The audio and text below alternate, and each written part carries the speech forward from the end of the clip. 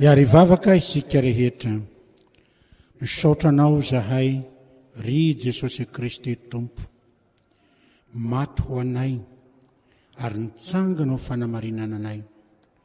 Misaotranao zahay manome ny fanainao masina, izay manoro lalana anay hoe ho aminao, ary satria anao mimpanelanelana tokana amin'Andriamanitra ray, dia mahatonga anay eo amin'Andriamanitra ray. Misaotranao Jesosy io, miteny aminay mandrakariva manao hoe, avia manaraha, ametraka ny dia-tongotray eo amin'ny dia-tongotrao, ary ny tananao akavanany fahamarinanao no hitantanana ho anay. Misaotranao Jesosy io, fa nanaiky nidina teto ambonin'ny tany, hampahafantatra anay fa misy tokoa ny lanitra, satria anao no aviany. Ary lanitra tsy hoe miala ambonin'ny tany ka mandeha ivelan'ny tany, fa ny lanitra dia eo aminao, fa izay eo aminao izay ny toeran'ny fanjakan'ny lanitra. Ary ianao fa nomena ny fahefana rehetra etỳ tany ka hatrany an-danitra, dia momba anay mandrakariva, manome anay ny tena fanarahan-dianao, ary manolotra anay ny tena haina. Fa ianao ny fananganana sy fiainana, izay mino anao na dia maty aza dia ho velona indray, ary izay rehetra velona ka mino anao dia tsy ho faty mandrakizay. Izany hoe mandresy tanteraka, ka tsy ny fahafatesana no manana ny teny farany, fa ny fiainana. Dia mangataka Jesosy io, mba ho tanteraka aminay tokoa ny teninao manao hoe, izay maharesy dia tsy esorinao eo amin'ny boky ny fiainana ny anaranay. Mangataka aminao, tanterao aminay zahay. Nefa kosa Jesosy io, misy ireo fanahy isan-karazany izay mamitaka anay, manomboka amin'ny fanahy mampanota anay, ka fanahy avy any ivelany avy amin'ny devoly, fanahy avy amin'ny kolotsaina, fanahy avy amin'ny karazam-pivavahana maro samihafa, dia meo anay ny fanomezam-pahasoavana, mahay manavaka ny fanahy, ahafantaranay ny avy any aminao sy ny tsy avy any aminao. Dia taio ara Jesosy izao fampianarana izao, mba ho fampianarana izay ianao ny teny fa izahay ho mpiaino. Ary ianao no anoratra fa izay no anoratana, ary ianao no miaina fa izay no mihetsiketsika, ary ianao no mahavokatra fa izay no sampana miray amin'ny voaloboka ihany. Amin'ny anaranao, ry Jesosy Kristy avy any Nazareta, no angatana ian'izany. Amen. Ny teny izay anakinantsika ry havana malala, izao fampianarana izao amin'ny alalan'ny lahateny, izay mitondra ny anarana hoe ny fifoazana mahay manavaka ny izy sy ny tsy izy, dia ho hitantsika ao amin'ny epistily soratan'i Jaona voalohany, toko 4 ka manomboka amin'ny 15 ary mifara amin'ny 19. Jaona voalohany toko 4 manomboka amin'ny 1 manomboka amin'ny 1 ary mifara amin'ny 19. amin'ny anaran'i Jesosy Kristy Tompo. Ry malala, aza mino ny fanahy rehetra, fa izao toetra ny fanahy, na avy amin'Andriamanitra ireny na tsia, satria maro ny mpaminany sandoka efa lasa any amin'izao tontolo izao. Zao no ahafantaranareo ny fanahin'Andriamanitra, ny fanahy rehetra izay manaiky, fa efa tonga amin'ny nofo Jesosy Kristy no avy amin'Andriamanitra. Ary ny fanahy rehetra izay tsy manaiky an'i Jesosy, dia tsy mba avy amin'Andriamanitra. Ary izany ny fanahin'ny Antikristy, izay efa renareo fa ho avy, sady efa eo amin'izao tontolo izao sahady izy. Anaka, ianareo dia avy amin'Andriamanitra, ary efa naharesy ireny, satria lehibe zay eo aminareo no zay ao amin'izao tontolo izao. Isan'izao tontolo izao ireny, ka dia miteny araka n'izao tontolo izao izy, ary mihaino azy izao tontolo izao. Avy amin'Andriamanitra izahay, zay mahalala an'Andriamanitra no mihaino anay.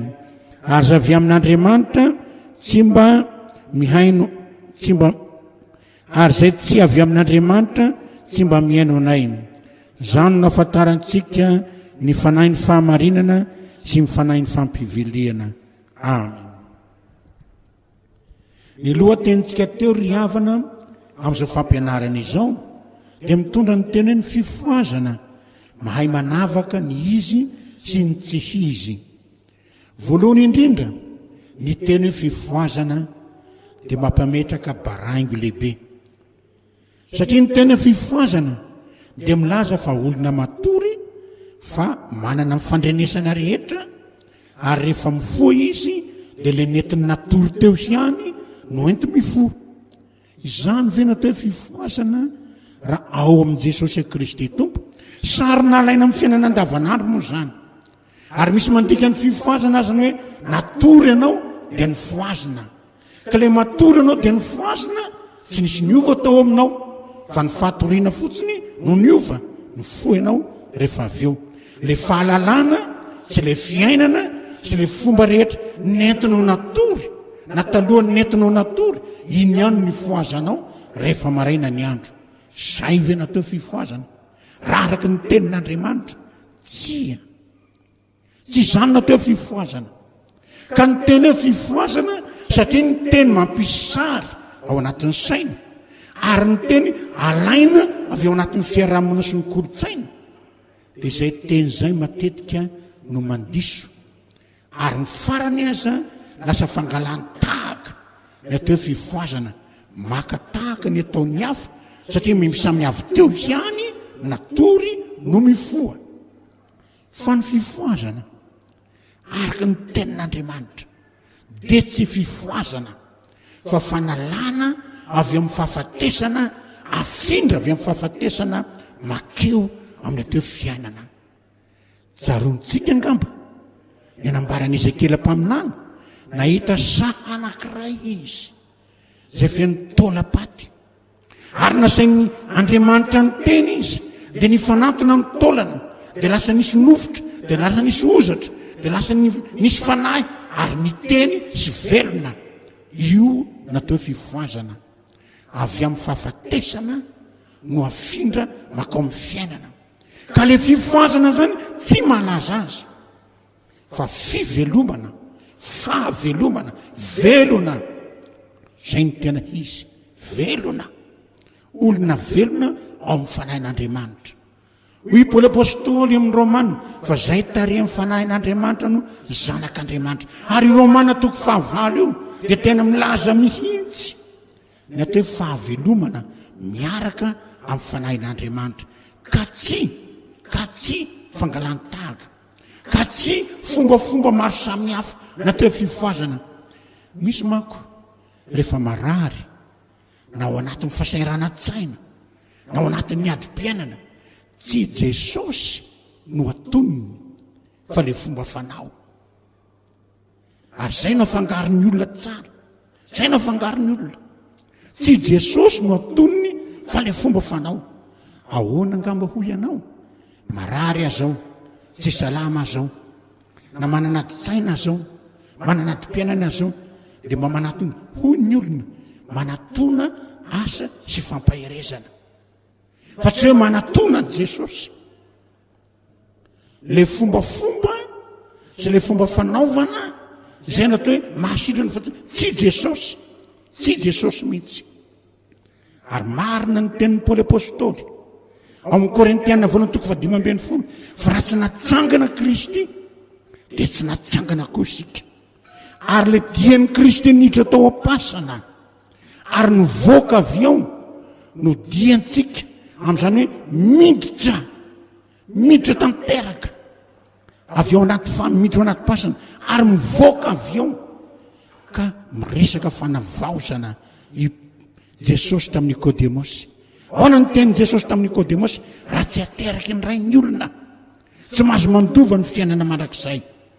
Ateraka avy ao anatin'ny fasana, avy ao anatin'ny fahafatesana, homena fiainana vaovao. Zany no tiany Jesosy ambara.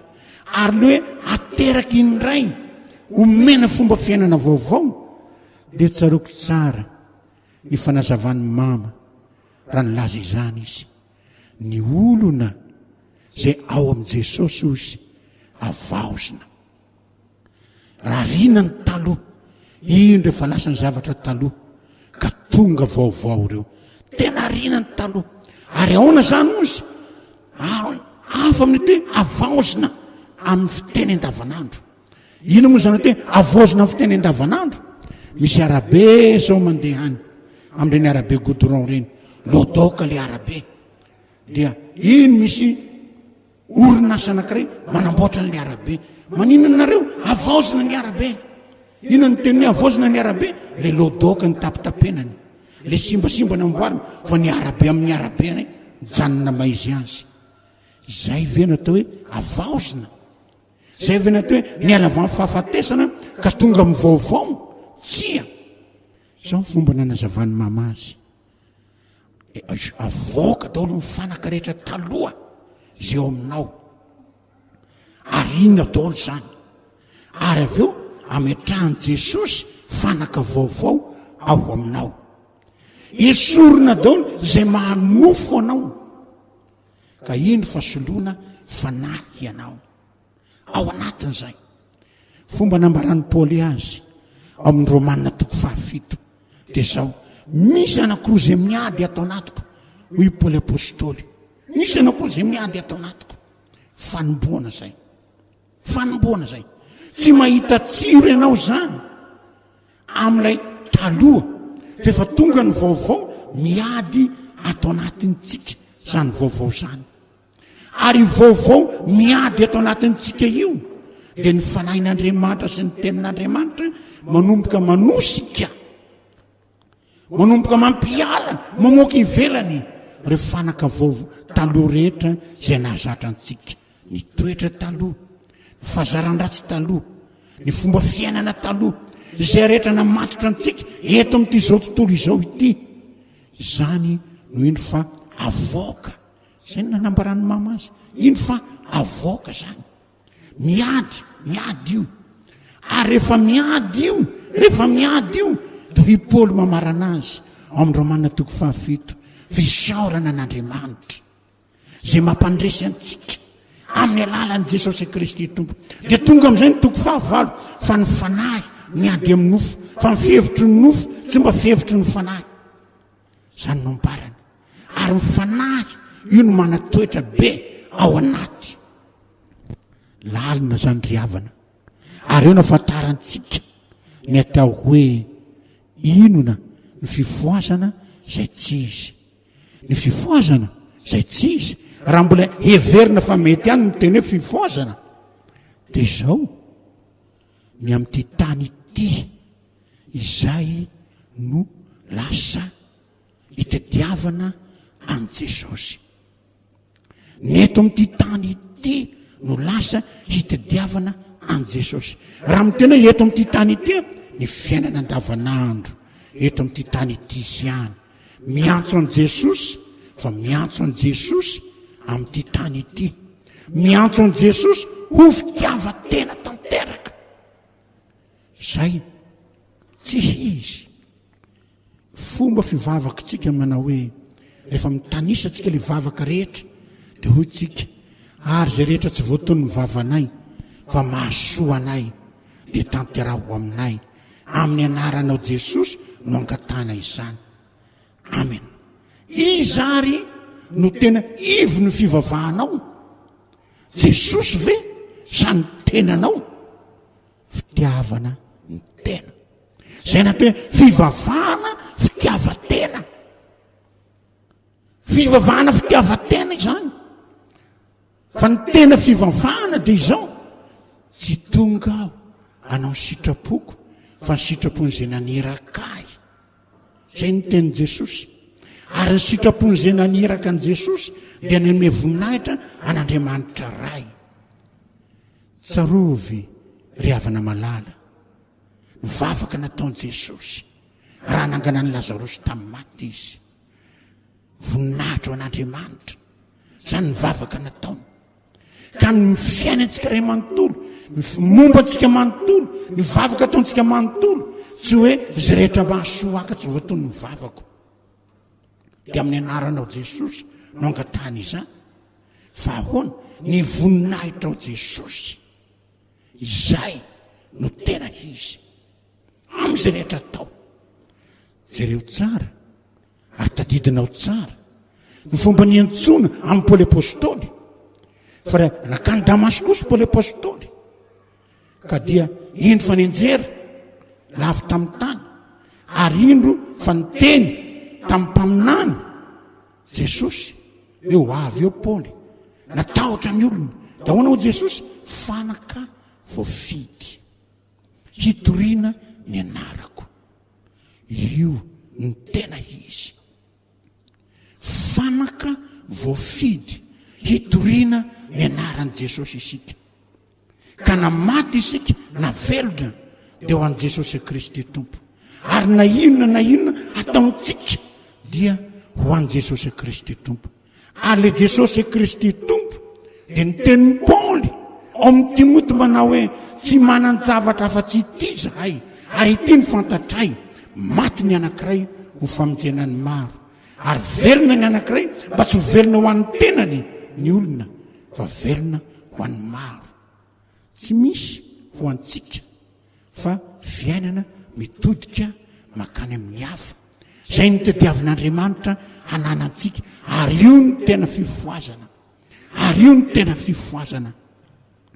Dia ndraiky io ny olona mampifangaro ny tena fifoazana amin'ny vokatry ny fifoazana. Sao ny teny maro miraindray: anay moa fa fifoazana ka, tsy misotro toaka, tsy mihinam-paraky, tsy manao balia, tsy manao roy, tsy manao ty, tsy manao ry. Heveriny hoe raha mihaino tsara zany, tsy misy Jesosy eo anatin'izany. Fa inona? Le fadifady isan-karazany ny heveriny hoe fifoazana. Za eto miteny sao dia misy mandray diso, sao dia ny papa indray dia miteny hoe mahazo misotro toaka hono, mahazo manao balia hono, mahazo manao an'ry hono, mahazo manao an'ry hono. Tsia, tsy izany ny tiako ambara. Fa izao, tsy ny fadifady avy any velany no hitsaran'ny olona, na hitsaran'i Jesosy. Zay ny tena marina. Fa tsy ny fitsaran'olona aloha, fitsaran'i Jesosy ianao hoe fifoazana ianao. Fa inona moa ny dikany hoe tsy misotro toaka ianao, tsy manao balia ianao, tsy mihinan-tsakay ianao, tsy misotro kafe ianao sy ny sisa, dia hoe fa manompo sampy, fa mpangalabadin'olona, fa mpijangajanga, fa mpandainga, mpangalatra. Inona dikan'izany? Le fifadiana sakafo ve? Sao dia heverintsika ary fa ombiaso vaovao indray Jesosy, ka hoe raha te ho sitrana ianao dia aza mihina tongolo gasy, aza mihina kisoa, aza mamoaka vilany amin'ny alina, aza manao an'ry, aza manao an'ry. Sao dia izany indray no heveranao an' Jesosy? Satria mety misy mandray an'izany toe zany ilay fomba fivavahana jentilisa taloha no afindrany ato amin'ny fanomponan' Jesosy, dia amin'izay hono izy dia niova. Mampatsiaro aho tantara anankiray ty ry havana. nanao tafika masina tamin'ny faritra tsimo iny niaraka tamin'ny mpiandry vitsivitsy dia tonga tao amin'ny tokantrano anankiray dia nitoriana teny dia nibebaka dia nanontany le olona dia ahoana ary zao zahay ray vavaka ahoana ny ataonay zany ray vavaka dia hoy le mpiandry anankiray namana le anarana hoe Rangita na le sampy ny tonononareo soloy fotsiny hoe Jesosy dia tena mivavaka kristianina ve le olona raha soloina fotsiny hoe anarana Jesosy le fanompo-tsampy ataony any ianao razana dia sony hoe any ianao Jesosy zay ve dia hoe fifoazana ianao le fombafomba fotsiny ato no vainao kely fotsiny dia ato tsia ary betsaka no ohatran'izany ilay fombafomba ivelany izay no tazomina dia izay no hoy izy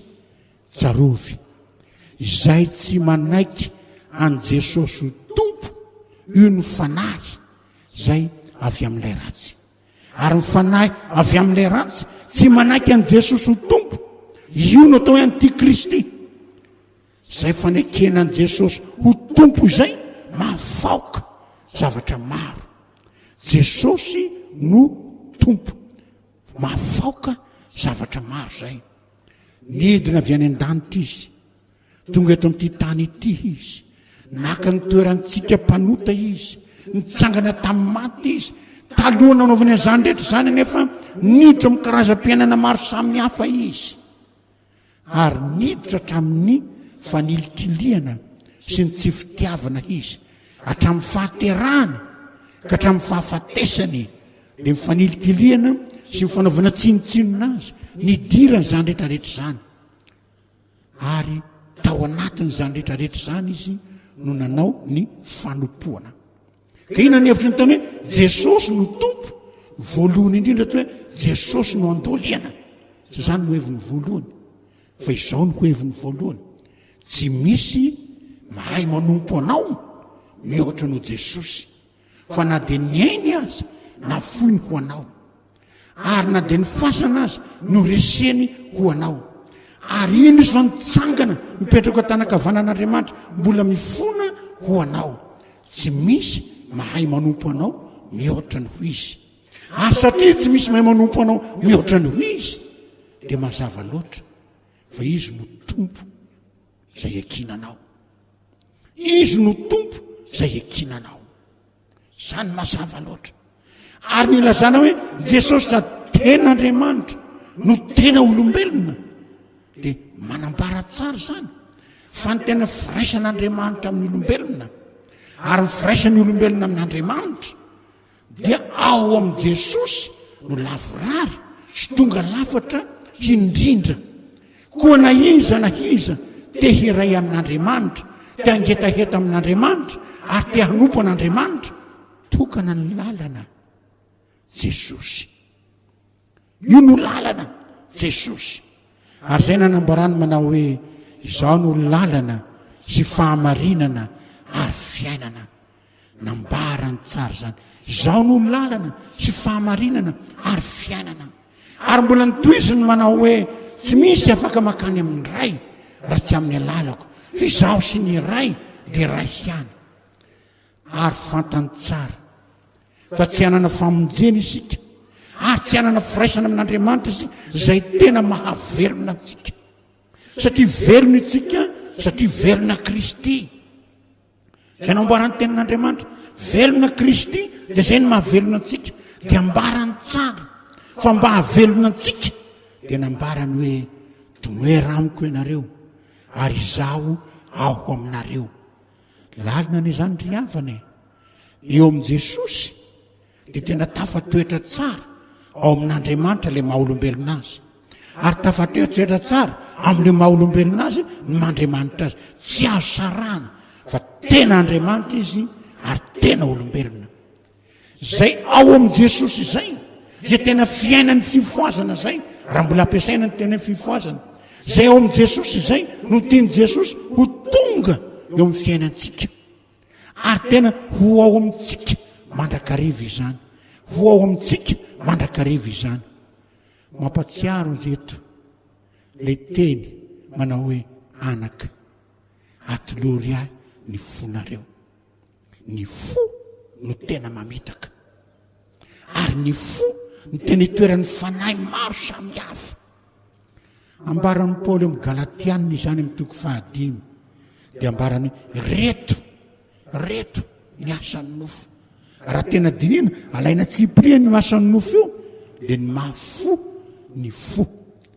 Ary eo amin'ny tenin'Andriamanitra moa ny maha-olombelona antsika dia tsy ino fa ny fo.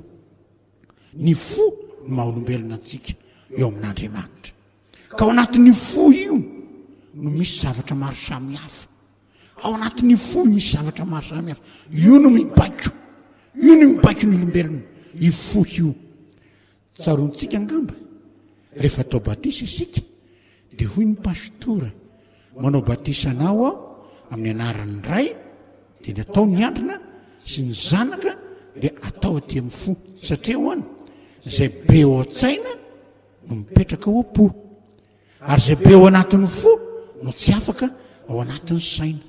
Izay ny zavatra marina. Ka io fo io zany raha hoe atolory ihany ny fonao, mialahy amin'ny fanahy sandoka. Zany tena dikany, mialahy amin'ny fanahy sandoka. Ary ny fanahy sandoka indraindray mampanamary tena. Mampanamary tena ny fanahy sandoka io. Ino ny fanamarina tena taona? Tsy hita moa fa mba olombelona ihany. Ka zay ny toetrako ka, zay ny toe-poko ka, zay ny mombaka. Ataona fa mba io ny tsy resiko mo sisa resiko daholo. Zany hoe ilay fo dia tena mampitoetra tsara dia Adama hela sy ilay Eva hela ao anaty ao. Ka raha io no atolotra an' Jesosy dia tena ho tonga tanteraka mivavaka manao hoe Jesosy io. Ataovy malalaka homby anao ny foko. Zany hoe manana fo malalaka tahaka ny Jesosy. Ary ny fon'ny Jesosy izay malalaka fanahy tokana ihany ny ao anatiny dia ny fanahy masina. Ary izay ny mahatempo ny fanahy masina mandehandeha an' Jesosy Kristy Tompo. Tsaronao ny teniny, sao ny nambarany, raha vao ty tempolo ity fa atsangako ao anatin'ny atelona. Dia io no ambara any amin'ny Romanina ny teny manao hoe raha ny fanahy izay nanangana an Kristy tamin'ny maty no mitoetra ao anatinareo dia ho velona eny anatin'ny tenanareo na dia mety maty any aza ny tenanareo. Zany hoe tena Jesosy ny fanahin'Andriamanitra no tena ao anatiny. Ary ny fanahin'Andriamanitra no tena mibaiko azy. Ary ny fanahin'Andriamanitra io no mahatonga ny fiainany manontolo ho teny tonga nofo. Ary nofo voasoratra amin'ny teny sy nampilazena amin'ny teny ary nampilazena tamin'ny teny mialoha ny atongavana nofo. Teny tsotra ny amin'ny Jaona toko 1:4-10. Nefa mba nambara zavatra lalina. Vao mbola tsy nisy nofo dia fa ny teny nandeha. Ary izay teny nandeha n'arivo taonany aman-jato taonany ary ny teny mbola toriana afaran'izay tonga nofo eo amin'i Jesosy Kristy Tompo. Tonga nofo hita velona, teny azo vakiana, baiboly azo vakiana. Zany ry havana mampatsiaro ilay tantara mahafinaritra mikasika amin'ny mamany eny lava renitsika. Zao io tantara io nandalo izy ary teo anatrehany vahoaka maro dia hoy ty olona anankiray nahita baiboly mivelatra tao amin'ny fony aho. Nahita baiboly mivelatra teo amin'ny fony aho. Zany hoe ny fiainan'ny mama zany dia tena izay voasoratra ao anatin'ny soratra masina ny lasa fiainany. Ho antsika tanora ankehitriny moa tsy ny fanerasera taminy fa ho anina izay nitezainy dia nametraka fanontaniana mandrakariva. Fa rehefa mamety ny soratra masina izy hainy tsy enjery ny toko sy andiny io baiboly iray manontolo io. Ary izay olona tonga ao dia meny teny soratra masina mifanaraka amin'ny fiainan'ilay olona. Ary meny teny soratra masina milaza dia ny meloha izay ho avin'ilay olona. Mampametraka fanontaniana zany. Kanefa izy olo tsy nianatra raha hoe fianarana eto ambonin'ny tany. Fa raha namaky ny tantara no tsika dia Jesosy mihitsy no nampianatra azy soratra masina. ary ny fomba nanazavany azy de hoe taratasy fotsy madio soratana amin'ny litera fotsy tena niezaka namantatra an'izay voasoratra ary zay nampipetraka tsara ao anatin'ny fony zany teny zany famporosiana izany tena famporosiana izany fa hoe ny tenin'Andriamanitra dia tokony vita soratra eo amin'ny fiainantsika. Ny tenin'Andriamanitra dia tokony hiainantsika sy ho vakiantsika mandrakariva. Ny tenin'Andriamanitra dia tokony ampianarantsika ny maro. Nefa ny fampianarana tena tsara indrindra dia izao, sady mahay mamaky ianao, mahay mitory ianao no hitan'ny olona eo amin'ny fiainanao andavanandro zany tenin'Andriamanitra izany. Izay indrindra no tena atao hoe fifoasana tena izy. Izay indrindra ny fifoasana tena izy. Ohatra miresaka eo fovoan'ny beso maro foana manko izany fifoasana izany. Fa iverenako kely izay nanomboana anazy manomboka ao amin'ny tenanao. Zany fitoeran'ny tempoly fanahy masina izany. Manomboka amin'ny ady atrehanao amin'ny eritreritrao. Manomboka amin'ny ady atrehanao amin'ny masonao. Manomboka amin'ny ady atrehanao amin'ny fandrenesanao. Manomboka amin'ny ady atrehanao amin'izay rehetra ato anatin'ny fonao. Zany rehetrarehetra zany. Zany hoe sady olona miady no koa ny olona mavidrika mandroso. Fa ny olona miady no sady mavidrika mandroso dia sady miambina no mitombo. No sady miambina no mitombo. Ary sady miambina no mitombo zay tsy mitombo ho an'ny tenany fa mitombo kosa ho an'ny hafa. Zany no ambarany. Mitombo ho an'ny hafa. Mitombo ho an'ny hafa. Zava-dehibe zany hoe ny fisianao sy ny fisiko dia tsy zaho ho ahy na ianao ho anao fa ho an'ny Kristy. Ary amin'ny teny hoe ho an'ny Kristy dia mazava loatra koa fa ho famonjena ny hafa. Ho famonjena ny hafa. Zany koa ny tena dikany. Raha ny zavaboary tsy manatsaina azy nataon'Andriamanitra ho famonjena ny hafa, vao mainka ava isika manatsaina sy manam-panahy. Mety ametraka fanontaniana ianao manao hoe inona aza ny zavaboary tsy manatsaina kanefa lasa famonjena ho an'ny hafa? Mazava ny sakramenta, batisa. Inona ny zavaboary tsy miteny, tsy manatsaina, tsy manam-panahy io? Ny rano. Nefa ny rano miaraka miteny dia nahatonga famonjena sy fanavaozana faterahany indray. Eo amin'ny fandraisana fanasany tompo, inona koa ny zavaboary tsy manatsaina, tsy miteny eo kanefa mitondra famelan-keloka? Ny mofo izay avy amin'ny vary, ny divay izay avy amin'ny voaloboka, kanefa rehefa mindray amin'ny teny dia mahatonga famelan-keloka. Koa raha ny tsy manatsaina, tsy manam-panahy azy, rehefa miaraka amin'ny teny lasa famonjena ho an'ny hafa, fiasam-pahasoavana. Zany no amaritantsika azy, fiasam-pahasoavana ho famonjena ny hafa. Vao mainka avainao ry havana, manatsaina, manam-panahy, ary natao ankohonan'Andriamanitra teo amin'ny batisa. Nahoana tsy ho tonga fitaovana eo am-pelantanan'Andriamanitra hamonjena ny hafa?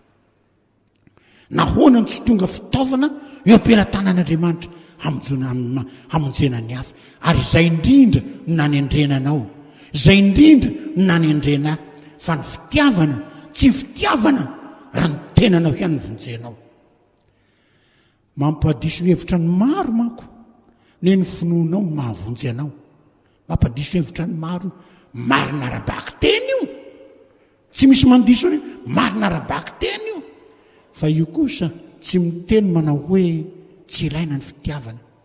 Fa matoa misy ny finoana mijoro ambony fitiavana izy, ary maniry eo ambony fitiavana izy, mitombo eo ambony fitiavana izy, dia ny fitiavan'Andriamanitra. Fa toy izao ny fitiavan'Andriamanitra n'izao tontolo izao, ny ray ny zanan'ilay tokana mba tsy ho very izay rehetra mino azy fa hanana fiainana mandrakizay.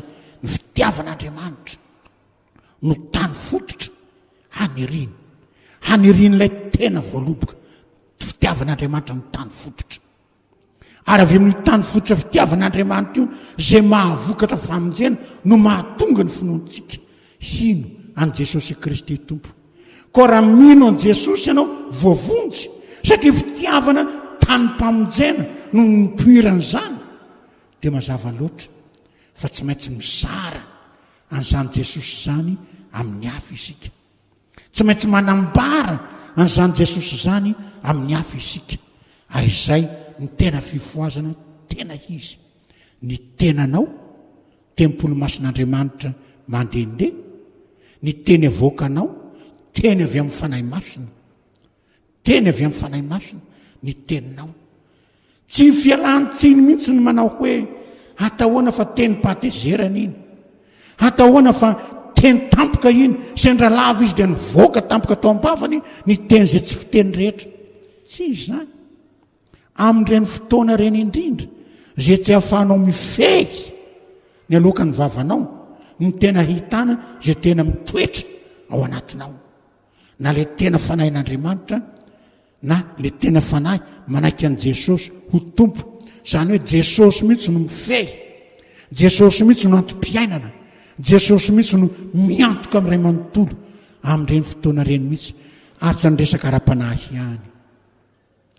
Marina fa ny fanahy ny maha olona raha amin'ny fisainana malagasy, fa tsy resaka ara-panahy ihany. Ary na ilay fanahy maha olona amin'ny fisainana malagasy azy tsy milaza n'ilay fanahy zay ao anatin'ny soratra masina. Fa inona ny hevitra ny teny hoe fanahy maha olona lay izay miahy mombahy, io ny maha olona, zay miahy mombahy moa ny maha olona. Tsy zany no izy amin'ny tenin'Andriamanitra. Gaga zany ve hady, fangady no fanaovana ny hady. Zany izy, fangady fanaovana ny hady. Ampiana fa fotsiny alohany dia lasa fitaovana fiasana. Lay fanahy le ahy no ampiana ny fa, dia lasa ny fanahy ny maha olona, io no mampieritreritra momba, ary io no mampisongadina ny momba. Ka lay fanahy maha olona tena mamototra tsara amin'ny fitiavatena. Ka tsy io no ambaran'ny tenin'Andriamanitra, fa ilay olom-baovao ao amin'ny Kristy, ilay zay tarehin'ny fanahin'Andriamanitra no zanak'Andriamanitra ao amin'ny Kristy, zay tsy manana fisainana hafa afa-tsy ny fisainan'ny fanahy ao amin'ny Kristy. Io indrindra no teneniny eto. Ka raha io fanahy izay mitoetra ao anatintsika io indrindra no mahatonga antsika mino hieritreritra ny hafa. Io no mahatonga antsika mino hieritreritra ny hafa. Ary io mahatonga ny Jakoba hiteny hoe asa vokatry ny finoana, asa vokatry ny finoana. Raha vakinao tsara ny epistelin'ny Jakoba dia ny fanahy masina fitiavana zay ny miasa amin'ny fotoana io. Ka ny olony fifazana marina ny tena izy dia misokatra makany amin'ny famonjena ny hafa amin'ny ara-panahy, misokatra amin'ny famonjena amin'ny hafa amin'ny fiainana andavanandro, misokatra amin'ny fanampiana ny hafa eo amin'ny fiainana andavanandro. Zany no tena izy, zany no tena izy. Ary ilay fo zay ananan'i Jesosy zay ny mahatonga an'io. Ty fon'ny Jesosy ity raha tena dinihana dia tsy misy manana an'io raha tsy toeran'ny fanahin'Andriamanitra. Satria fo feno famelan-keloka, fo tsy mitana aoka ny ratsy amin'ny andro anankiray ho vitany amin'ny anankiray, ny ampitso zavatra hafa indray, zavatra vaovao indray, zavatra fiainam-baovao indray ny ampitso. Zany no ambaran'ny tenin'Andriamanitra. Ary izay indrindra ilay fifoasana tena izy. Ry havana, tsy mba mampangetahetanao ve zany atao hoe miaradia amin'ny tomponao zany? Sa manao takan'izy rolanaka any Emaosy, niaradia tamin'i Kristy, nampianaran'i Kristy, nefa tsy nahafantatra akory hoe Kristy no miaradia aminy? Efa hiala izy, izay vao taitra izy rolahy ka nampiantrano an' Jesosy Kristy tompo. Eto ary ry havana, dia manasanao ny tompo hitoeran'ny fanahin'Andriamanitra, ary ny fanahin'Andriamanitra ny tena hibaiko anao, ny fanahin'Andriamanitra ny tena hitarika anao. Ka amin'izay fotoana izay dia tena ilay fanahin'Andriamanitra marina no manjaka aminao. Ka ilay fanahin'ny fitiavana ny Kristy lay fanavyfitiavana ny namana ka amin'izay fotoan'izay dia nididy voalohany no mibaiko ny fiainanao iray manontolo dia Jehovah Andriamanitra rery ihany no tena Andriamanitra ao. Jesosy Kristy rery ihany no tena Andriamanitra ao. Ny fanahy masina rery ihany no tena Andriamanitra ao. Telo izay iray mitoetra ao anatinao ary tsara indrindra izany. Eto dia mahafinaritra ny teny hoe Immanuel. Ny teny hoe Immanuel, Andriamanitra vovoantsika. Ny Andriamanitra vovoantsika. Izay ny teny hoe Immanuel. Fa ho antsika izay manaraka tsara ny perikupa isaky ny alahady ao aorianan'ny Pentekosta dia izao indray ny teny hoe alahady aorianan'ny Trinité. Raha amin'ny fiainana andavanandro dia Jesosy ny ivony fiainantsika. Fa raha amin'ny fiainana andavanandro koa valavalan'ny Ray sy ny Zanaka ary mifanahy isika ary isika no fovoany manahira-tsaina azy. Raha izay ny fiainanao dia tena ao anatin'ny fifoazana tena izy ianao ary ho hainao manavaka tsara ny fifoazana tsy tena izy amin'ny fifoazana tena izy, fa mampifantoka anao sy mampiray anao ohatra ny sampana amin'ny voaloboka izany fifoazana tena izy izany dia ao amin'i Jesosy Kristy Tompo. Ary ny fiainanao dia velona amin'ilay mofinaina sy amin'ilay ranonaina. Amin'izay fotoana izay velona isika ho an'i Kristy, maty isika ho an'i Kristy, hiary vavaka isika. Misaotra anao Jesosy amin'izao fotoana izao, nanomezanao anay izany teny izany, teny mamy, teny izay nosoratanao ary tiana ho soratanao, tiana ho azo vakiany maro sy ho azo vakianao sy ny fanahinao eo amin'ny fiainanay tsirairay avy. Ataovy velona ho anao izay Jesosy, tsy hoe olona matory dia nifoazina ka nomaly tsy miova ihany, fa tena olona velona amin'ny aim-baovao avy amin'ny taolapaty no menao haina ary nomenao famoronana vaovao ka ny fofinainao ny mahavelona anay. Ka na dia izay kely raha ataonay dia inkinanay aminao sy antsonay ny anaranao. Ary izay rehetra momba anay na ny eto amin'ity tany ity na no amin'ny fiainana mandrakizay dia miara-dia aminao. Tsy hoe rehefa maty an'izay akory vao mody makany aminao. Mbola finoana jentilisa izany Jesosy, maty vao makany ambondrombe, fa dia mbola velona izahay dia efa miara-dia aminao. Ka tsy aiza izahay rehefa maty fa eo aminao, ary tsy aiza izahay rehefa mbola velona fa eo aminao, satria izany mahatsara anay. Ho aiza moa izahay Tompo fa ny eo akaikinao ny mahatsara anay. Dia ny mamelà ny elokay ary mamindrafo aminay amin'ny anaranao ry Jesosy Kristy avy any Nazareta no angatana izany. Amen.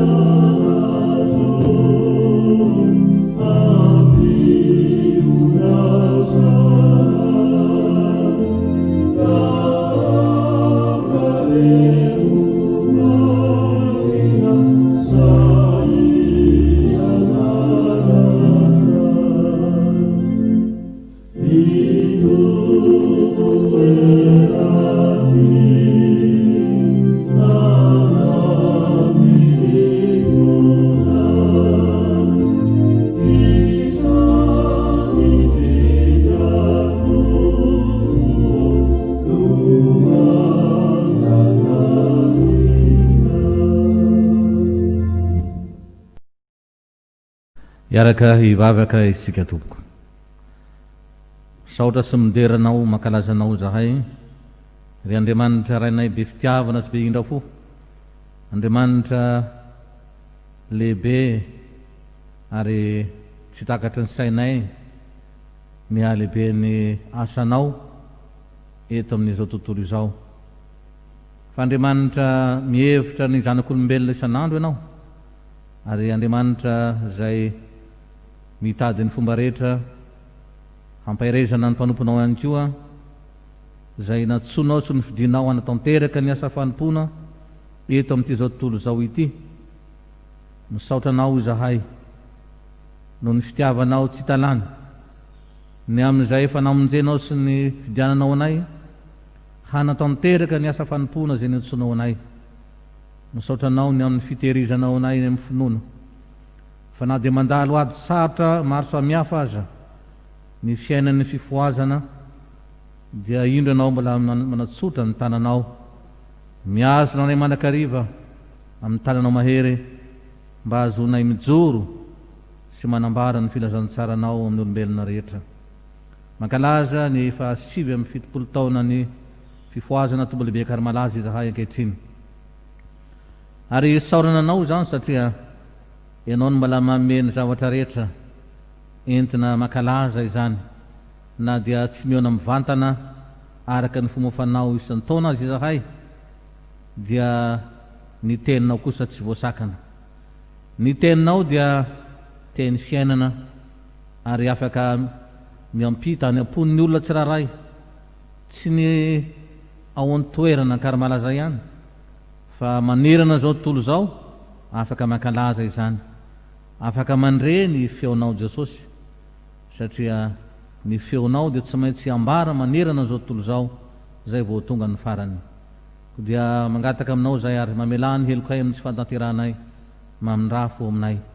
Tahino ny teninao zay ambara eto Jesosy eo, sokafa masy-pananay fantarana ny sitraponao, ary azavelanao mpiaino-panadimy zay fatao mpakatomana-kariva. Ny anaranao Jesosy no anirina sy angatana izany. Amen. Isa-taona fa 7 no ankalazantsika zao riavana amin'ity taona ity, ary ny faneva zay nomena zany fotoana zany dia ny hoe zay maresy dia tsy hamono ny anarany eo amin'ny bokin'ny fiainanao. Apokalipsy 3:5 tapany B. Isaoran'Andriamanitra riavana, fa na dia ao anatin'ny ady lehibe hatrehan'ny firenena isika amin'izao valanaretina Covid-19 izao, dia mbola mamindrafo amintsika Andriamanitra, ka afaka mankalaza izao tsingerin-taona fa 7 ny fifoazana tombolehibe karimalaza izao isika. Eny, fa na dia tsy afaka miona mivantana araka ny fomofanao isan-taona aza no ny amena ara-pahasalamana zay misy eto amin'ny firenetsika, dia tsy nataon'Andriamanitra ho sakana tsy hanresatsika ny tenin'Andriamanitra izany, fa miasa amin'ny fomba tsy takatry ny saina izy, ka afaka mampita ny tenin'Andriamanitra amin'ny alalan'izao tambazotra serasera izao isika, mba azony zanaky ny fifoazana rehetra manerana izao tontolo zao, mandre ny tenin'Andriamanitra, ary azahoan'Andriamanitra mampahery ny fifoazana amin'izao amin'ny sarotra izao. Isaorana ihany koa ny komitin'ny tombolehibe karimalaza zay nanome anay anjara amin'ity fotoanany isa-taona ity. Andriamanitra ny fiadanany hanafy hery anareo tsiraray avy, ka ampitoetra ny fiadanany amin'ny komity sy ny tompon'andraikitra maro samihafa zay mikarakara izany tombolehibe an-karimalaza izany.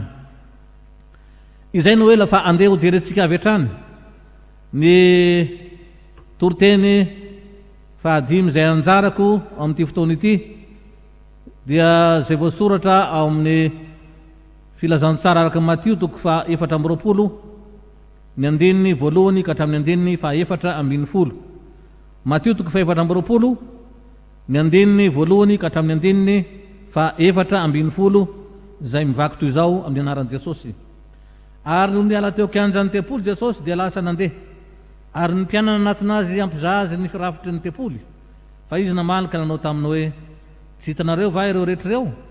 Nazaika aminareo marina tokoa, tsy avela isy vaty fanongo eto ka tsy horavana. Ary nipetraka tao atenimbohitra oliva izy, dia nanatinazy mangingina ny mpianany, ka nanao hoe lazao aminay zay andro atokavan'izany ary zay ho famantarana ny fiavinao sy ny fahataperan'izao tontolo zao.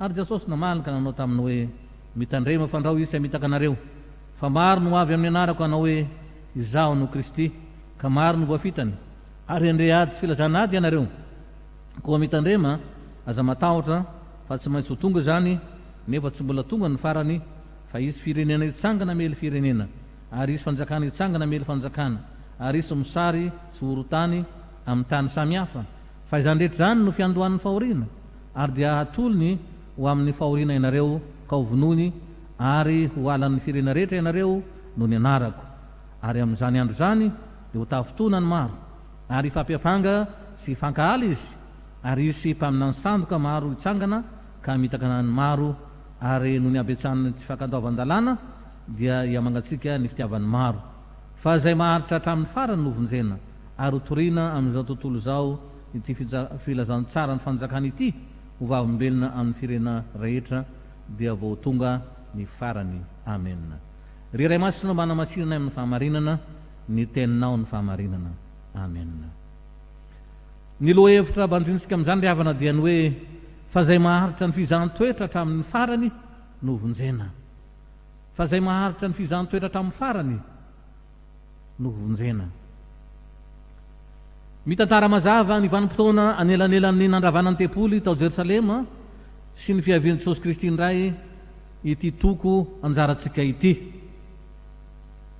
Tsara angamba ny afantarantsika ry havana fa vokatry ny ady hevitra ny fanesisesy zay ny fanaovan'i Jesosy sy ny fariseo mba amin'ny sadoseo no natonga Jesosy nanao ny teny hoe indro havelaolao anareo ny tranonareo araka ny toko 7:20 ary zany no nataony dia no ny hamafisan'ny po ny reto fariseo sy sadoseo reto na ny mpanora-dalàna koa azy.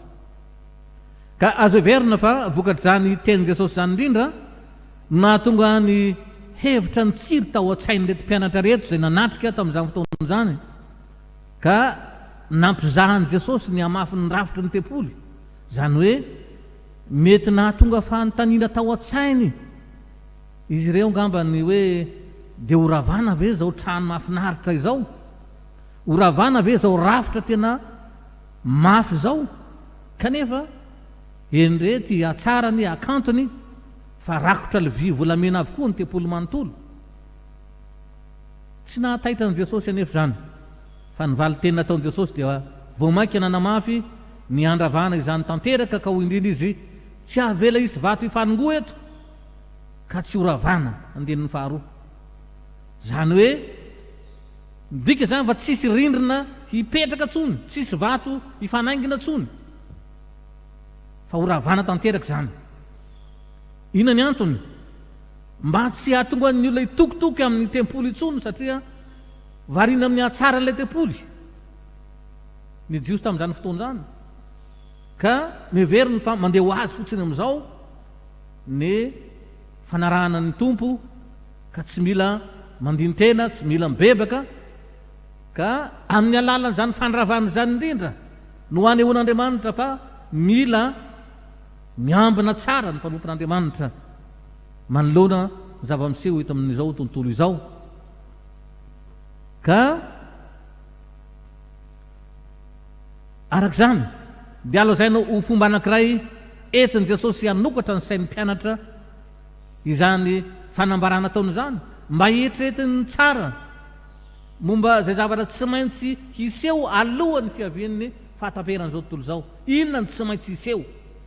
Tsy hoe ilamina foana ny fiainana, tsy hoe mahafinaritra foana ny fiainana ka dia tsisy zavatra manahirana eo amin'izay hanarana ny tompo, fa eo indrindra no antony nanaovan'i Jesosy ny teny eto mba hampandinika ny reto mpianatra eto.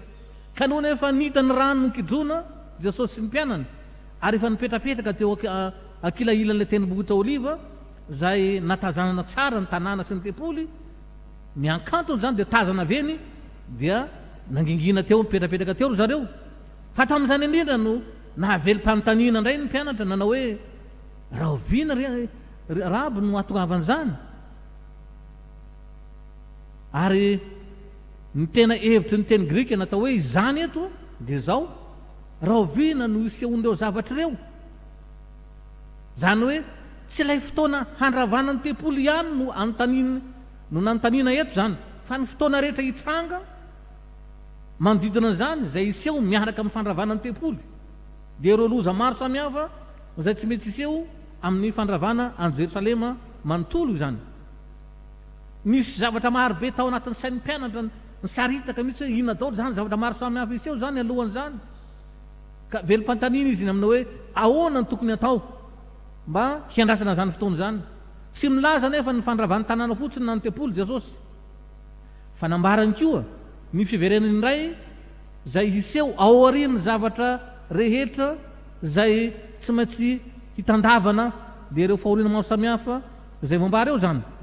Ka ny overiny fa fotoana fo ihany no hanelanelan'ny fandravana ny Jerosalema sy ny fiverenana Jesosy indray zany hoe ohatra ny tsy misy elanelany fa araka ny faminaniana zay ataon'i Jesosy eto zany hoe vita ny ankiray dia miseho indray ny ankiray, vita ny ankiray dia miseho indray ny ankiray. Tsy zany anefa ny tiany Jesosy ambara fa toa nampiarahany Jesosy amin'ny faminaniana eskatolojika ny atao hoe parosia na ny fiavidy Jesosy indray zay somary aharitra fotoana lavalava ihany koa ka tsy maintsy hiseho aorian'ny zavatra rehetra zay mifandimidimby dia nyloza maro samihafa zany. Tsy midika nefa izany fa hoe miseho indray mandeha ireo fa samy araka ny fotoanany aby.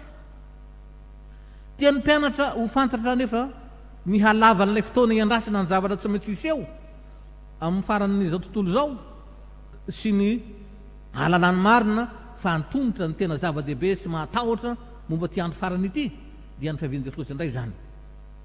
Arak'izany dia tsy amin'ny androntsika zao ihany kay no manititika ny sain'ny olona ny tia hafantatra hoe raha oviana marina ny makavan'izany Jesosy zany fa efa hatramin'izany fotoana zany no efa nahaterin'ny mpianatra ny alala ny fotoana zay avian'i Jesosy.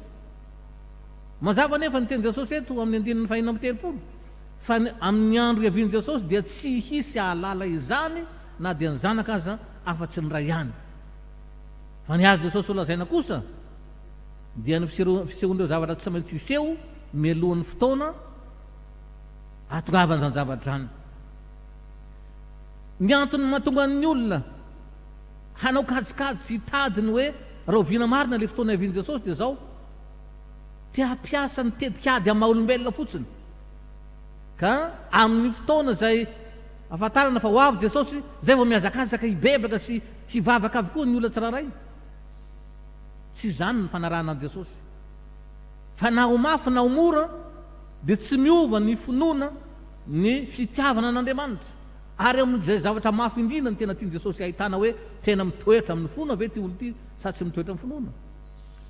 Ka ny filazan'i Jesosy eto indrindra ny hoe tsy avela hisy vato hifanongoa ao amin'ny tempoly amin'ny fotoana andravanan'ny Romanina andravan'ny Romanina ny Jerosalema zany hoe taona 70 taorian'i Kristy zany fotoana zay tsy misy fandraisany loatra amin'ny fiavian'i Jesosy Kristy zany dia zavatra hiseho atelo be zany hoe afaka eo amin'ny 70 taona eo zany dia isy ny fandravana any Jerosalema noho ny zay zava-miseho ao tanàna ny Jerosalema zany noho ny tsy finoan'ny olona an Jesosy Kristy.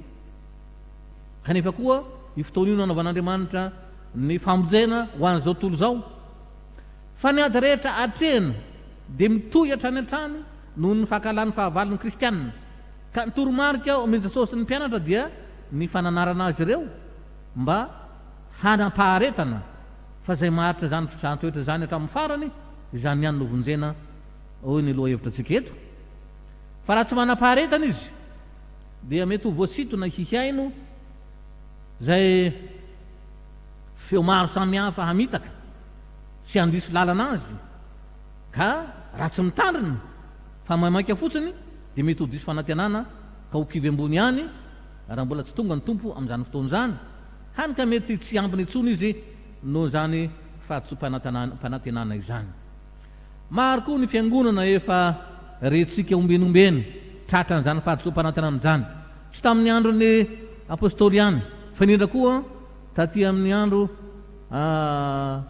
antenatenany sy ny taty amin'ny andro ataontsika hoe tamin'ny andro zay nampalaza ireo fiangonana ataontsika hoe miandro ny natao hoe adventiste zay nanome daty mihitsy momba ny fiavian'i Jesosy Kristy ka nitaona ny olona mba hiandry ny tompo any tendrombohitra ary dia nasaina namoniny biby rehetra ny kristiana tamin'izany fotoan'izany fa mila miakatra any tendrombohitra mba hitsena ny tompo kanjo tsy tonga ny tompo tamin'izany fotoan'izany dia ny alamaina fotsiny ka dia betsaka ny kivy nampalahelo fa misy atrany ireo manao faminaniana sandoka mandika vilana zay loza voajanary miseho na loza miatra amin'ny olona tsiraray na amin'ny firenena manontolo ho fanambaranany fa efa kaiky ny fiavian'i Jesosy Kristy na izany aza dia tokony hiomana amin'ny fanenjena mandrakariva ny mpianatra ho Jesosy tokony ahafantatra ihany koa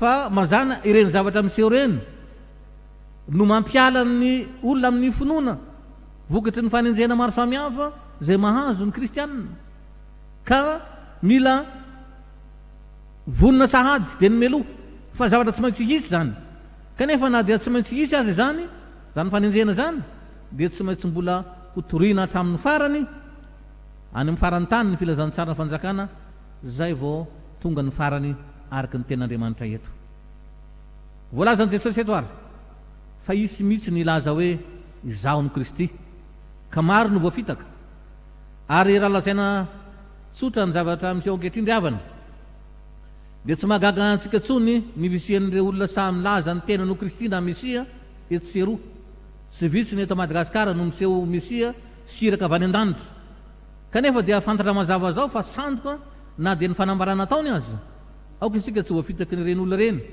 fa mila mizaty toetra tsara ny fanahy miasa ao anatin'ireny olona reny tsiraray isika ary tokony ho fantatsika amin'ny fomba firaisany amin'ny fomba fiteniny fa feno firehariana ny akamaroan'ireny olona reny ary mitompo teny fantatra na dia efa diso zao azy ny zavatra teneniny ny akamaroany reny dia manaraotra ny faharatsiana misy eto amin'izao fiainan'izao sy ny fahoriana mahazo ny kristianina mba atonga ny kristianina sy vilana amin'ny lalana tsy izy aoko fantatsika ry havana fa ny olona milaza azy ho Mesia tahaka zany dia azo lazaina ho mandà mihitsy ny maha-Mesian'i Jesosy Kristy sy ny azo fijaliany satria manamavy ny asa-pamonjena zay efa vitany ho famonjena izao tontolo zao fa ny tenany ray no indraindrany sy veriny ho zava-dehibe amin'izany fanambarana ataony zany fa ny zavatra anankiray tsy maintsy hiseho koa dia ny visian'ny ady sy ny filazana ady voalaza fa izy firenena hitsangana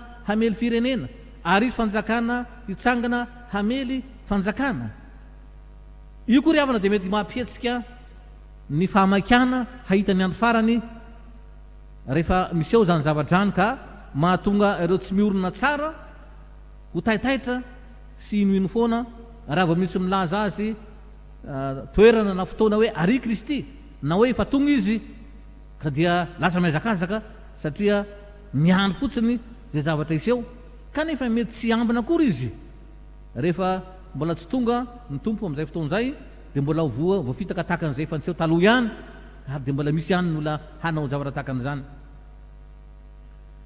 tsy maintsy ho avy koa ny andro hahabetabataba sy fahoriana eran-tany toy ny misary ny horohoro-tany ny arety mandringana tahaka ny coronavirus zay misy amin'izao fotoana izao efa hita ao amin'ny lioka toko faraika amby roapolo andinina faraika amby folo zany fa tsy voalazany matio eto angamba ny mahatonga ny lioka ilaza azy dia mahadokotera azy saingy mbola fiandohana ihany koa zany fa ny tena loza indrindra ry havana dia zao ny fotoam-pahoriana hiatra amin'ny fiangonan'i Jesosy Kristy raha miely eran-tany ny filazantsara ka mandre avokoa ny firenena rehetra dia tsy maintsy horomotra satana ary hitsangana hanohitra zany filazantsara zany izy amin'izany dia mety ho maro ny mpanaradian'i Jesosy no ho tafotoana no ny fisian'ny fanenjena mamaivay ka mety hatonga azy hifampiapanga hifahakahala mihitsy azy ary dia seho indray ny mpaminany sandoka maro samihafa hitsangana na dia ao voan'ny fiangonana aza ka maro no voafitany ny tokony ho heverina amin'izany indrindra dia ireo mpaminany sandoka zay milaza fa tsy manan-kery intsony ny lalàna noho izany dia anjaka ao anatin'ny fiangonana ny tsy fankataovan-dalàna ka horava ny fiainam-panahin'ny fikristianina satria samy hanao zay tiana tao avokoa ny olona tsiraray noho ny fitiavan-tena.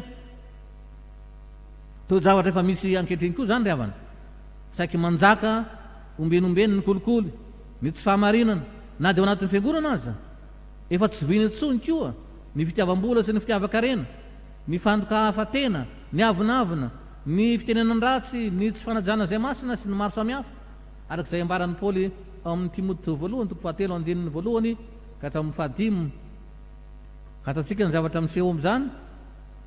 Moa ve tsy efa hitatsika ry havana fa tena mihamangatsika tokoa ny fitiavan'ny maro ankehitriny, to efa malaina mihitsy ny olona zany hamonjy fotoam-pifoazana zany, ary io ilazana hoe ataon'Andriamanitra miara-miasa ny zavatra rehetra. Fa amin'izao tsika dia mangetaheta mihitsy ny te handehany amin'ny toby, ary zava-dehibe zany satria fatatsika fa any no azahoantsika im-panahy, kanefa tsy ny hoe ny toerana no azahoana im-panahy fa le ten'Andriamanitra miraradraraka sy toriana amin'izany toerana zany. Ka mba tsy hampivily ny fomba fisainantsika dia mitady ny fomba anankiray Andriamanitra hitoriana ny ten'Andriamanitra sy hitondrana zany ao am-pon'ny olona, na dia tsy mahita ny toerana ankarimalaza aza. Toa mia sarotra tokoa ny fampihavanana ny olona amin'izao fotoan'izao ry havana, na kristianina io na tsy kristianina. Ny fampibana moa dia efa manahirana mihitsy mampibebaka olona amin'izao andro ankehitriny izao, efa mihamangatsika ny fitiavan'ny olona tokoa. Voalazany Jesosy eto anefa fa na dia tsy maintsy ho tonga avokoa raha zany rehetrarehetra zany araky ny filarany, dia zao tsy maintsy mbola ho toriana ihany ny filazany tsara hatrany amin'ny farany tany, zay vao tonga ny farany. Tsy maintsy ambara ny filazany tsara ny fanjakana, mba tsisy olo anankiray ilaza hoe zay tsy nandre, satria anadinana ny mpitoro filazany tsara koa zany. Fa eo indrindra ny tsy maintsy hijoroana ao anatin'ny zavatsarotra zay tsy maintsy hiseho amin'ny fiainany zanak'olombelona. Kristianina manahoana no afaka hijoro sy hanambara sy hahatra zany fahoriana zany? Tokony tsarotsika fa ny loza rehetra miseho eo amin'ny fiarahamonina misy atsika dia nataon'Andriamanitra ho lakilosy hanairana atsika mandrakariva, mba ho fantatsika fa tsy maintsy misy ny farany ratsy ataon'ny olona, indrindra ireo zay manenjika sy mety ho reraky ireo. Ka arakaraky ny fianahany faratsiana miseho eto amin'izao tontolo zao no tsy maintsy handravan'Andriamanitra izao tontolo zao, azo antoko zany. Toe zavatra fahita miverimberina mantsy zany ry havana, ka tsy mahagaga raha misy ny fandravana ny Sodoma sy Gomora, raha tahaka zany koa ny fandravana Romanina ny Jerosalema, vokatry ny faharatsiana mianaka ny mahatonga an'izany. Ka mba tsy hatoko ny olona variana amin'izao fiainana izao, dia misy ny lakilosy hanairan'Andriamanitra atsika mba nanantsika fibebahana. Zany rehetra zany no fanankolena ataon'ny devoly ry havana, mba tsy ho toeran'ny kristianina ho mahatoky hatramin'ny fahafatesana. Ahina mafy araka zany ny haben'ny olona tsy hahatratra ny farany no ny hamafy ny fizahantsoetra zay miatra aminy. Ary zany rehetra zany dia atsarovana ny tenin'ny ray aman-drenitsika anankiray izay milaza fa lehilahy zay mahajoro amin'izany fotoana zany tena ho fotoan-tsarotra ho an'ny mpanaradian'i Jesosy mantsy ry havana zany zavatra zany, ka mila mivavaka mafy isika, mila mangataka ny hery avy amin'i Jesosy isika mba tsy ho levona ny fototsika araky ny nataon'i Jesosy tamin'ny Petera hoe nefa izaho mangataka ho anao mba tsy ho levona ny fonao. Lioka toko 2:20 tapany ahy. No zany dia tsy maintsy ambara mba hitandremana mafy sa ho tratry ny fiamorana ny fiangonana rehetra amin'izao andro sarotra izao, ka ho azo ny fanahy ny fampiviliana, satria tsy maintsy ho tonga izany zavatra any aloha zay vao tonga ny farany. Tsy natao fampitahorana nefa zany ry havana, na koa natao hampihetsika atsika hiala amin'ny finoana, fa natao indrindra mba hiambenana sy hijoroana tsara raha toa ka tsy maintsy hiseho ny zavatra tahaka an'izany, satria zay maharitra zany fitrantoetra zany ihany no vonjena ho ny tenin'Andriamanitra. Tsarovo ny tenin'ny Jaona apôstôly manao hoe aoka mahatokatra amin'ny fahafatesana ianareo dia omeko anareo sady voninahitra fiainana Apokalipsy toko 2:10 ny tapany B. Ry havana malala, ry fifoazana malala zay manatrika izao toroteny amin'ny alan'ny tamazotra tserasera izao. Fotoana tokony andinitsika tena tokoa izao. Efa miseho avokoa ireo karazana fahoriana maro samihafa mandringana ny aretina coronavirus, midika inona aminao nefa zany tsareo fa tsy misy zavatra tongatonga ho azy fa matoy zany miseho dia hanaitanao Andriamanitra mba tsy ho variana amin'ity fiainan'ity. Tsy midika akory zany fa ho avy rahampitso ny tompo, na ho avy ravakampitso, na koa hanome daty anao izy. Fantadiavin'ny tompo aminao dia zao ny fiomanana mandrakariva, miambena mandrakariva, fa na ho ela na ho aingana no atongavany dia zao no azo antoka, tsy maintsy ho avy izy. Ko miambena sy mivavamba tsy ho tampoka aminao zany oro zany, fa ambonin'izany rehetra zany dia aza mipetrapetrapoana fa mitsangana, ambarao ny filazany sara, fa mbola maro no miraparapa ao anatin'ny aizina na dia eto amin'ny firenentsika aza. Miandry anao Jesosy fa ho avy faingana izy. Aza mba ho anisan'izay miraviravy taninary tak'izay mahazo ny fiangonana sasany tamin'ny andron'ny apôstôly, zay niaritra esy fanenjehana maro samihafa dia kivy, fa arakaraky ny amafy ny fahoriana zay miseho kosa no tokony hifikiratsika mafy amin'i Jesosy, ka hananantsika fanantenana ny fanodivanana atao hoe fiainana marak'izay fanampanantenana zay ho avy tsy ho ela, ka hamarana ny fahoriana eto amin'izao fiainana izao, tsy maintsy farany io. Matokia ny tompo fa Jesosy no mpandresy. Tsarofa na dia ampalelovana vetivety azy isika ankehitriny amin'ireo fakapana maro samihafa zay tsy maintsy hisy, dia oka kosa ho feno firavaravona sy fifaliana ny fotsika amin'ny fanantenana velona ny fitsanganan'i Jesosy Kristy sy ny finoana azy zay efa nomeny antsika sady ka hiravaravontsika na dia mbola tsy tonga zany fotoana zany, fa handrasatsika amin'ny fanantenana sy amin'ny finoana. Ny tompo anie ampitoetra atsika ho mahatoky arak'izay mahazanaky ny fifoazana atsika. Farandiavana fantatsika fa mandalo ady koa ny fiangonana Luterana Malagasy, saika ato amintsika fiangonana Luterana Malagasy no misy ny fizany-toetra amin'ity fahafatesan'ireo ray aman-dreny maro samihafa reto, fa izao aoka isika atoky fa arakaraky ny fahafantarantsika an'izany indrindra no ananantsika fanantenana, fa ao amin'ny tompo no misy ny fanantenana. Jesosy no manala atsika eto amin'ity tany ity ary mameantsika ny fiainana manak'izay, satria feno fahalovana zao tany zao, fa ny fiainana manak'izay kosa dia fiainan'ny fahatsarana zay miandry ny olona rehetra any an-danitra. Voninahitra ny eo an'Andriamanitra ray zanaka fanamasina zay azy tamin'ny taloha indrindra ka ho mandrak'izay. Amen. Vavaka isika. Tsy mitsahatra ny misaotra anao zay Jesosy, tsy mitsahatra ny mideranao izahay, no ny fitiavanao mbola azonay manambara ny teninao sy mandre izany indrindra, mba ho fampairezana ny finoanay, na dia mandalo fotoa tsarotra ary izahay, dia mahatoky anao izahay, fa tsy mamira anay ho rery ianao, fa mampatanjaka anay mandrakariva, mampijoro anay mba ho fahazavan'izao tontolo izao. Koa tehiriza ao finoana ary nyzanaky ny fifoazana rehetra, ary mahatoky anao izahay fa mbola hitoy ny fahakalazana ny fahavalopolo taona amin'ny manaraka mba hisy ny voninahitra ao. Dia amin'ny anaranao Jesosy no ametrahanay izany rehetra zany misaotra tompo. Amen. Raisy ny fitahina amin'ny anaran'i Jesosy. Hitahanareo ny tompo ka hiaranareo, mpamirapiratra ny tavany aminareo ny tompo ka hiantranareo, hananatra ny tavany aminareo ny tompo ka hanomenareo ny fiadanana. Amen.